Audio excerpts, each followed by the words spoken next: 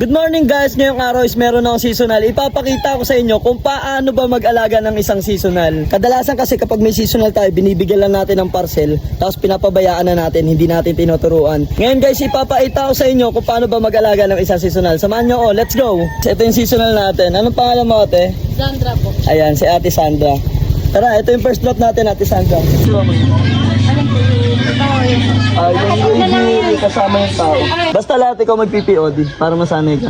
Kapag may problematic, tuturuan din kita. Sagutin mo, customer yan. Sabi mo, Gento Express po ito. Sino po sila? Gento Express po. Sino po sila? May tumawag agad kay ate na customer. Wrong number pa yata. Sinado ko muna sa ate, tapos binigyan ko lang siya ng 2 bulky. Di ko muna siya pinatakbo ng marami para malaman niya kung ano ba yung mga nangyayari sa trabaho na papasukin niya. First step na tinuturo ko kay ate, scanning. Para malaman niya kung anong pangalan ng dideliveran niya, tapos kung magkano yung presyo. Pinaka number 1 rules ate, kapag may susuklian yung customer, huwag mo na suklian para malaki rin yung kita mo. Hindi, joke lang. Naniniwala. Second customer namin, si Kuya Jack Pe. Yung tatawagin ni ate, tapos siya na rin bahalang mag-successful deliver. Para malaman niya yung ginagawa kung paano mag-successful deliver. Huwag ka mahiya, isigaw mo. Jack po! Sell mo! Ayun, yung mga ganun. Pag nang COD, picturean mo kasama siya. Receive. 1, 2, 3, smile, kuya. Thank you so much, kuya. Ituro ko lang sa'yo yung pagsagot sa customer. Tumawag na customer, good morning. O kaya ikaw yung tumawag, good morning po. Ang pangalan mo ulit? Sandra po. Sandra. Good morning po, ako po si Sandra from Gento Express. May deliver po kayo today. Ganun na. Oo, yun, ganun. Para medyo, kapag kasi narinig ng customer, medyo mas maganda.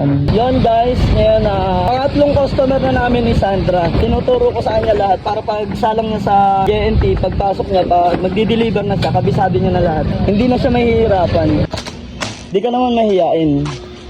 Iyon, gusto kong kasama. Ano to, magkaasunod? 6A. Ayan, 6A, ito 7A. Tao po! Yan. Po!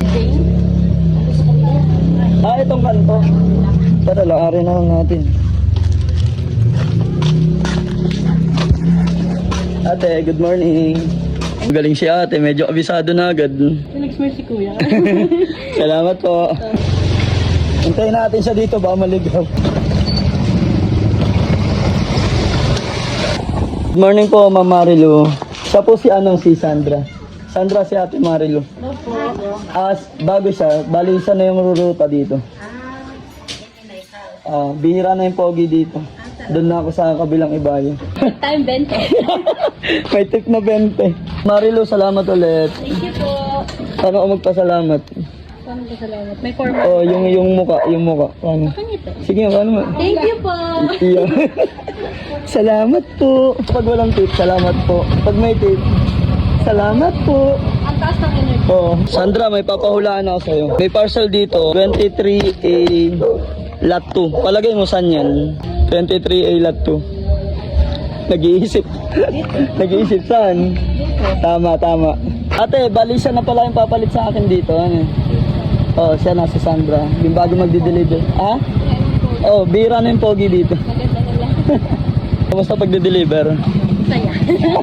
Makaka-encounter ka ng mahirap na customer. Pero dito sa deliver, kailangan lang ng malawak na pag-unawa. Salamat, Sandra. Sige po. Thank you rin po. Magkano yung tip mo? 32. Sana all. Tip siyang 32 pesos. Tamang merienda.